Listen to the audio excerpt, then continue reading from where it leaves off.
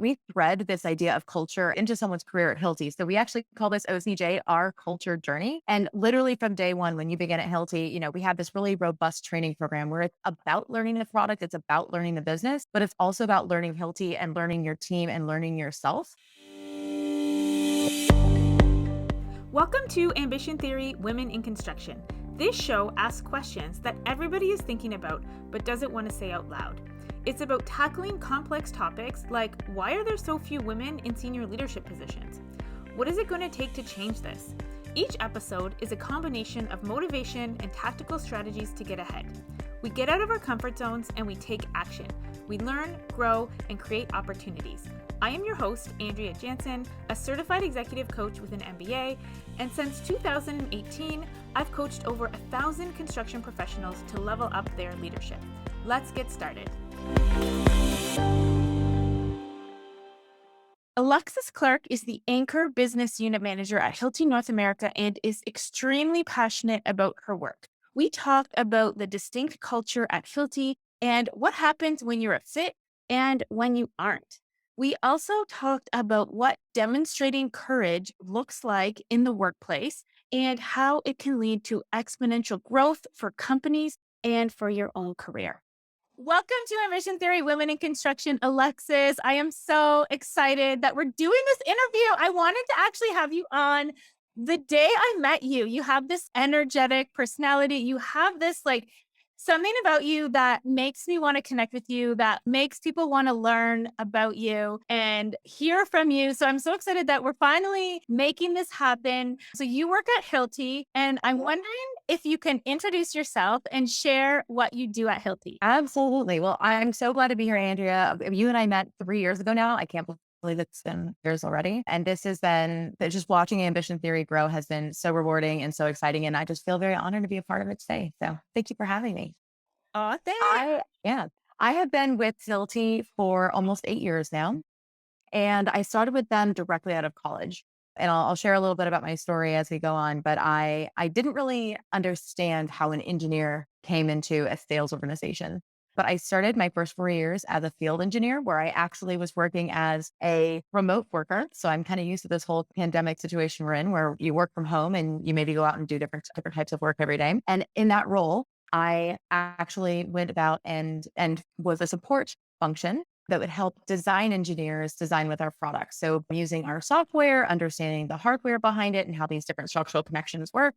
So I did that for 4 years in the Fort Worth, Oklahoma and West Texas area. So nice big territory to cover. I then moved into technical marketing, engineering marketing for those who might be familiar. I spent some time in product marketing for our structural connections. And now I manage the structural connections business unit. If you're in construction, you know them as Anchors, which is about a $400 million business. Okay, wow. And can you talk about why you love working in the construction industry? Why do I love the construction industry? Man, I mean, ever since I was a young girl, I've always really enjoyed building things, creating something that's new. I like working with my hands. There's something really nice about a tangible outcome at the end of the day where you can step back and look at your project and be like, yeah, you know what? I helped build that. That's pretty cool. This structure is going to keep people safe. It's going to allow businesses to thrive. It's nice to see that you can have a very direct impact on society. So I think there's kind of the philosophical end behind it. I think now that I am in more of a business function, when I look at different industries, what's exciting about construction is it is obviously very massive. It spans the world globally because we all have to build shelters in order to keep moving, but everyone does it so differently. Every region, every corner of the world has different practices, different materials, different standards, different codes. And so it's a diverse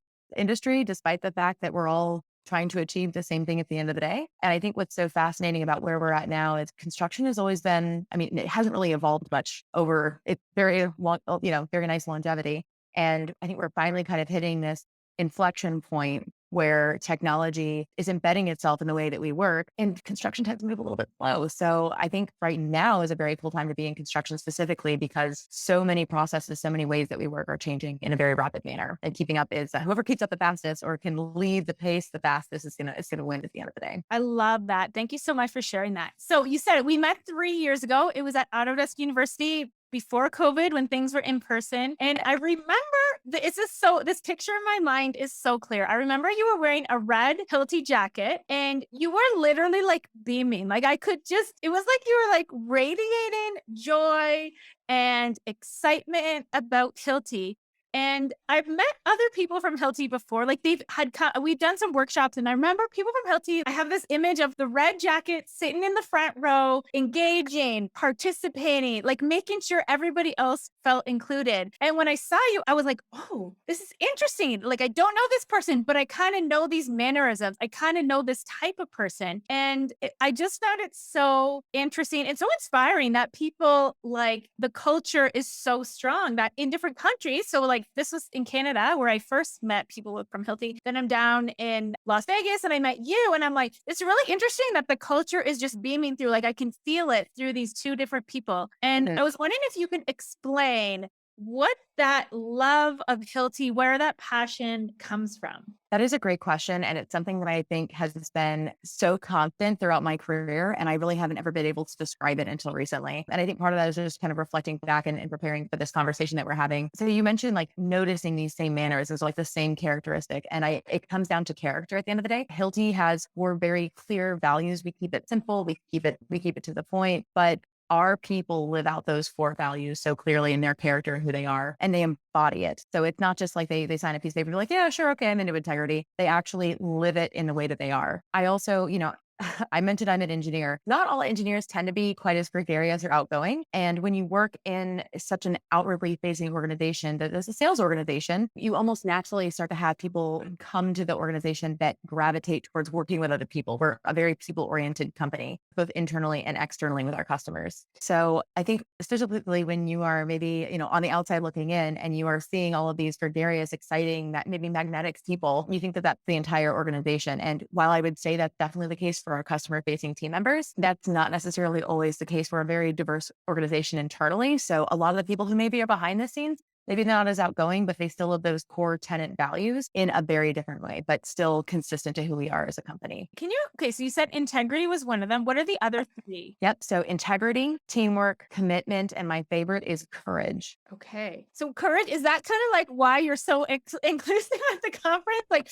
meeting people, putting yourself out there, making those connections. Cause I remember I was there by myself. So I didn't have a team of people to hang out with. And like, I think you had the courage to like talk to me, include me, invite me along. And I thought that was literally like you living up that value in that I moment. appreciate that. Yeah, I think part of it was, so we like to say we have a 5th one now, which is inclusive. So we try to bring that into the fold too. And it's definitely, I think it's kind of always been in our nature, but now we really call it out and identify it as part of our DE&I journey. But courage comes in many forms. So going out to a conference on your own and not necessarily either knowing the conference, knowing the landscape, knowing who's who, and just going out and meeting people. I know you have this beautiful mantra about stepping outside of your comfort zone. Being outside of that comfort zone, you have to take courage to get there, right? So in order for one to grow and develop, you got to have the courage to get there and step forward first. I love it that you had that. And I love how how you talked about how like not everybody is as outgoing as you are, because that's unique to your personality and it's like aligned with your role. But someone more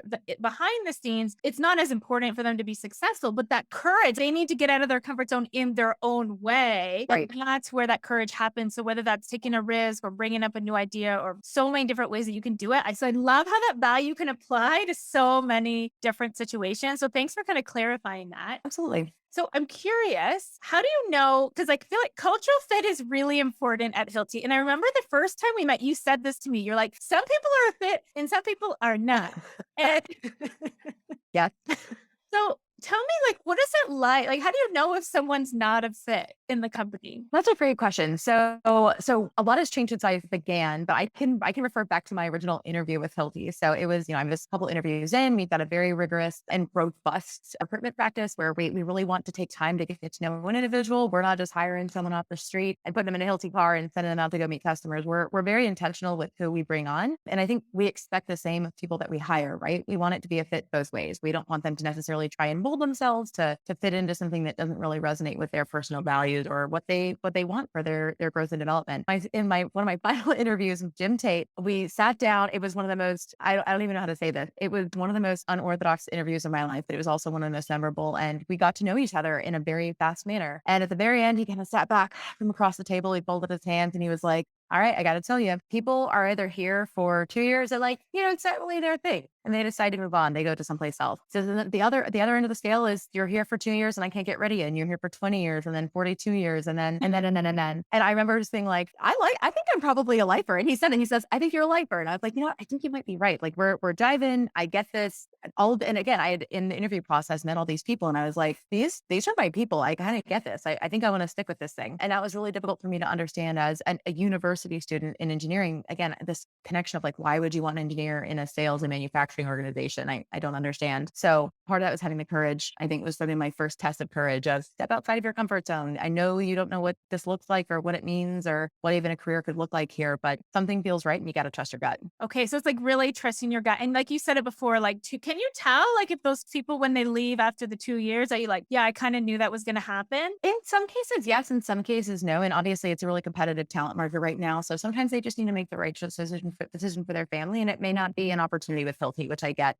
I think one thing that I think what the reason maybe I love the word courage so much when I think about Hilti as a company is we sell premium products in an industry that can be very commodity driven. Construction, especially in the States, is typically leans towards quick and dirty. Like we want a quality product, but I want it as fast as possible and I want it at the lowest bid. And it's hard when you're a premium product in those areas. So in order to be successful at Hilti, not only do you have to leverage all these different team members that are in your area or across the US and Canada, you really have to be bold in asking the right questions to the customer and having the courage to explain to someone why you actually are the best fit, even though they're not there. Maybe even though the customer hasn't made that decision yet for themselves. And so I think in the first couple of years as someone who's like finding their footing in Hilti, we've got a pretty generous training program and knowledge program so that we allow someone the ability to develop and grow. We really give them a wide breadth of time, a year or 2 years to figure things out and, get a feel for how we work internally and how we make the construction industry better. And after about a year and a half, I think if someone hasn't sparked this curiosity to like, I want to learn more, or I want to be courageous. I want to be brave. I want to step out of my comfort zone. I'm going to do scary things. I think if there isn't that initiative to step out of themselves and take on something different, that's maybe usually where it's I kind of the change has been made and I kind of look at it and say, maybe they aren't going to stick it out for the long run, but hopefully they learn something while they're here and they have a really good opportunity to move on to something new. Okay, that's really cool. So it's really that courage is really like being like, am I going to truly live out these values, not just say that I am, actually do it? Because that is hard. If like that's exhausting, right? If courage is not one of your values and you're being pushed into these situations that are like way out of your comfort zone all day long and it's not aligned internally, you're going to get burnt out. You're not going to be delivering. Exactly. Yeah. So that's really cool how you like, there's that. And I love how the company gives people space and time to really understand the values and see like, this is actually what it looks like. Like, this is what it looks like off the page. This is how you do it. And they're probably, I'm assuming in their jobs doing it a little bit as they go and they're practicing. Absolutely. And realizing, okay, that was when I demonstrated courage. That's when I demonstrated teamwork. And then if it's not, that alignment's not there, I think, they'll probably know. Both sides will probably know actually by the end. Absolutely. And we thread this idea of culture into someone's career at Hilti. So we actually call this OCJ our culture journey. And literally from day one, when you begin at Hilti, we have this really robust training program where it's about learning the product. It's about learning the business. But it's also about learning Hilti and learning your team and learning yourself. And we weave that throughout your development time at Hilti. So we have a team camp that happens that's rolled out globally every year where your team comes together and you are learning what is the next step for Hilti in our culture journey. And then how do you fit into that? And how do we both grow in the same direction? Oh, that is cool. So it's really called out culture. It's not even just the thing that's kind of like there, that it's like there's a system around the culture. That's There really is. interesting. Fun fact, part of our organization that like shapes this culture and then leads us along this journey, they are literally called Sherpas. We call them Sherpas. So we have a senior director in Hilti and her title is Chief spirit Sherpa. And that's her job. She's one of the coolest people ever. And you want to follow her into whatever battle she's going to take you. But that's something that we place a lot of emphasis on because it is so important to who we are. Oh, that is really cool. That is so cool. I Thank know. Yeah, Wouldn't you love to have that on your business card? Chief Spirit totally. Sherpa. I actually want a Sherpa. Like, I want a Sherpa to get me. That's amazing. Have you ever experienced imposter syndrome? It's that feeling that you don't deserve to be there and you don't know what you're doing. At any moment, people will reveal that you're a fraud and that you don't belong. Until recently, imposter syndrome was considered an internal problem, something that's in your head, and it was up to you, the individual, to solve this problem. I want to tell you today that this assumption is wrong. There is new research that explains why imposter syndrome is a systemic issue and not an individual problem. We've created a free report exploring the evidence and providing strategies companies can use to address this. Here's the truth. If you're a woman in construction, imposter syndrome is not all in your head. Get the report at ambitiontheory.ca/imposter. Okay, so I want to talk about like for you, and it's really powerful that you got this job right out of college. So because I can tell like your personal values are like 100% aligned with those of Hilti. And I think I knew it within like 5 minutes of meeting you. Like I could just tell. But when you have that alignment, really amazing opportunities come up. So I know for you, like we're connected on LinkedIn. So I know all of this from just back and forth LinkedIn conversations over the past couple of years. But I know you got your MBA like over the past 3 years. You went out, you did your MBA while you're working full time. You also hosted a podcast. You're also like involved in getting more women and girls interested in STEM. And you're like getting promoted a lot and you have a lot on your plate. Where can you talk about like where the energy to do all of this comes from? So the energy is I have a passion for this industry. I have a passion for people. It's a really good combination. And when those two things are coupled by an organization that invests in their people, it's a beautiful thing. So I'm fortunate that I happen to have a lot of diverse interests and my Hilti's been really supportive of those things. But I think I guess I keep coming back to courage, but I remember early in my career saying like, hey, I want more. Like, I love what I'm doing. I'm really enjoying this. I want to stay and develop in this role, but I kind of want to try, like, I want to add to it. I want to do something different. I want to stretch myself. And they said, yes, let's find a way to stretch you.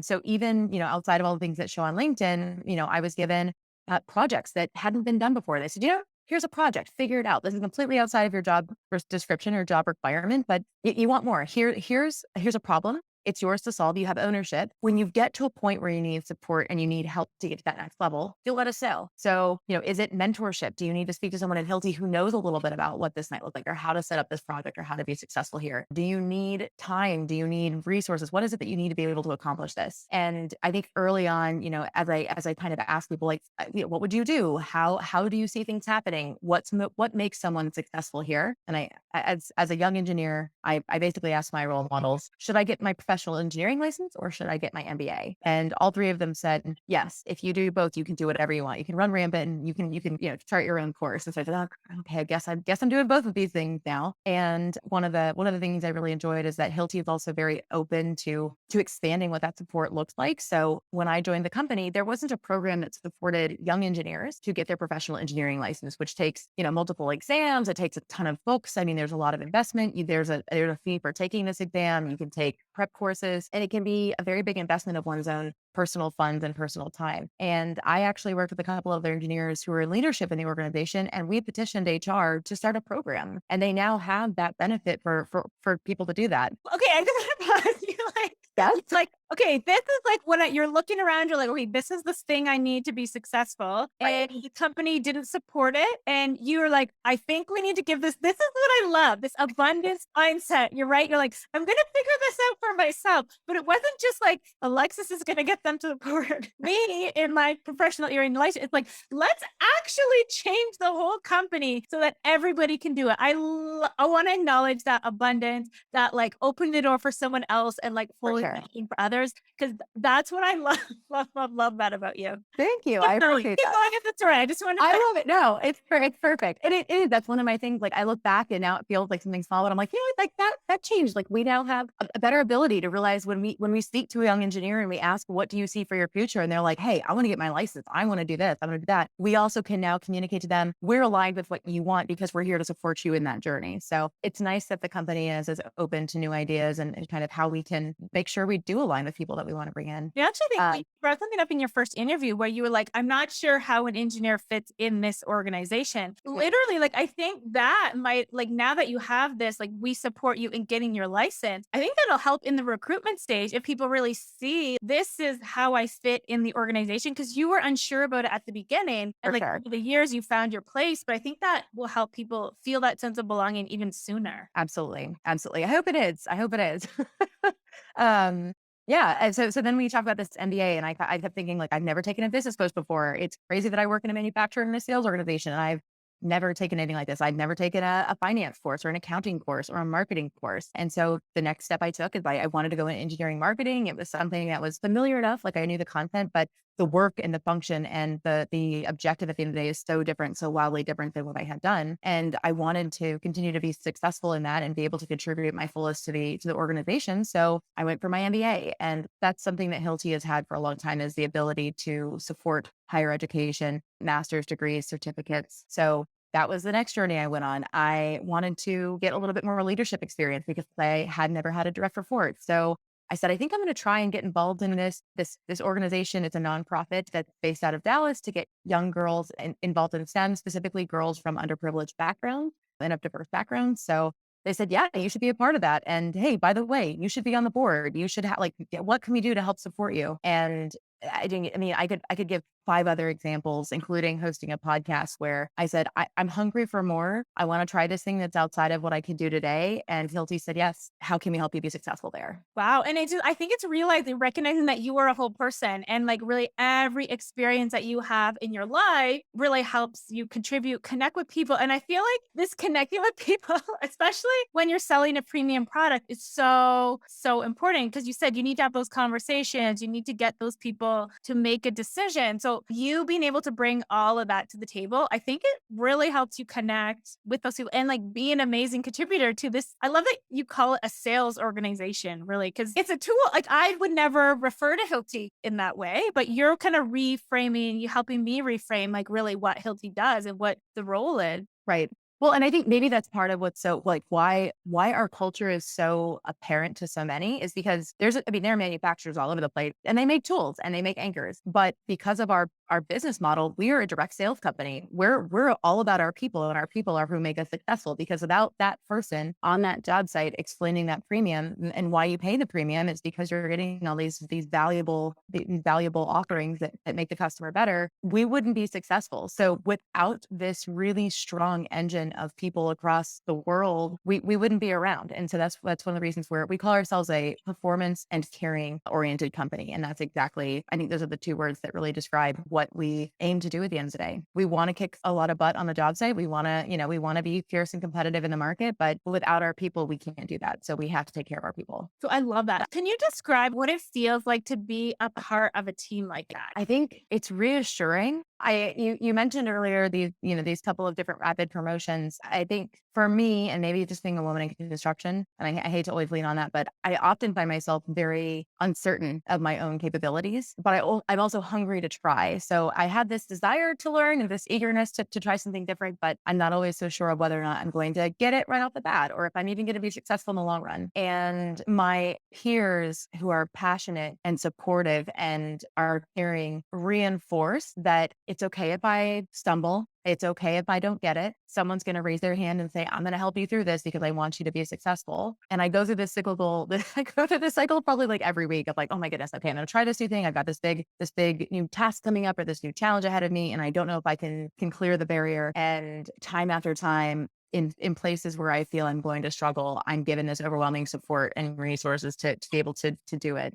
And there's also some level of forgiveness there that if things don't go as planned, we'll figure it out. And I think those are maybe some attitudes that I don't necessarily have internally. So having that in an external community reassures me that I'm in the right place. that I'm in the right direction and that at the end of the day, I'm going to thrive because these people believe that I can be successful at the end of the day. Oh, that is really cool, that support network. And I love that you bring it like the mindset piece, right? Like when your mindset's not there, you actually, there's all these other people that do have that mindset. So even if like you sometimes like, yeah, yes, you could push through on your mindset, but like sometimes you can't, like on the day when you're really stumbling, like you realize like that mindset is there from those other people and they're going to Exactly. kind of push you to that next level. That's really cool. Cause when you're out of the comfort zone, it is scary, right? Like you do doubt yourself.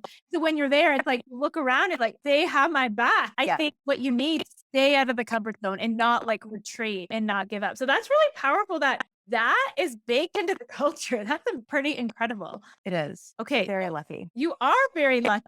So, we always like to encourage people to take action within 24 hours after learning something new. And I want this to be something about courage. So, courage, that was the value, like that's the value that speaks to you most at Hilti. That one is really resonating with me. So, someone wants to be a little bit more courageous, and a 24 action is like something they can do just to get started, something they can do today or tomorrow to get the ball rolling. It doesn't have to be a perfect plan, it's just to get them started. What could you suggest they do? I think the first step in being courageous is admitting to yourself that you want something and then making a plan to get it. And it doesn't mean that you go out and take an external action the next day. Maybe it's, reflecting and saying, you know what, I really want this for me. And I'm going to allow myself the opportunity to fail in the pursuit of getting that thing. But today I'm deciding this is the direction that I see for myself, but this is the next step in my journey. And then taking an action, whether it's internally or externally, to get the ball rolling. So for me, maybe I like to make a plan. I'm a planner. So like maybe I take out a piece of paper and I say, I'm going to spend an hour tomorrow and I'm going to scribble down what this could look like. What are the things I don't know? What are the things that I think I need to get there? What are the steps I think I need to achieve this? Who do I need to bring in? I would probably sit down and write out a plan. And I think that's a good self activity. It could also be, sometimes we need an accountability buddy. I have had many situations where I'm like, you know what? I'm going to do this. I don't know how, and I'm going to need I'm going to need encouragement along the way because maybe I kind of get down on myself and don't necessarily pursue it. So I'm going to tell my wife, hey, I want to do this. I need you to remind me that I want this for myself. And I want you to push me and make sure I get there, or I'll call my best friend and have the same situation. So I think the first step of courage is acknowledging, deciding you're going for it. And then whatever step you need to hold yourself or have someone else hold you accountable to get there is the best first step you could take. I love it. I love it. Thank you so much for sharing this with us, Alexis. How do people connect with you? I'm on LinkedIn and I'm always happy to connect on LinkedIn. So whether you follow or add or connect, however you want to get in touch, I think that's always the best format. And I always look forward to seeing and connecting with other women in construction because I'm definitely inspired by their journeys and by what they're going through in their own career and even their personal life that they're willing to share there. So connect and share and let's figure out where we have some synergies. Amazing. And if people are interested in a career at Hilti after hearing your story, what do they do? Wow, that's fantastic. So we have there's a generic hole, of course, on our websites. If you typed in hilti.com, there's a place for careers. I would also say there's so many different ways to get in contact with our talent acquisition team. And you're always welcome to reach out to me and I'm happy to connect you myself. Okay, amazing. Thank you so much, Alexis. I learned so much from this conversation. Appreciate it. Thanks for having me on.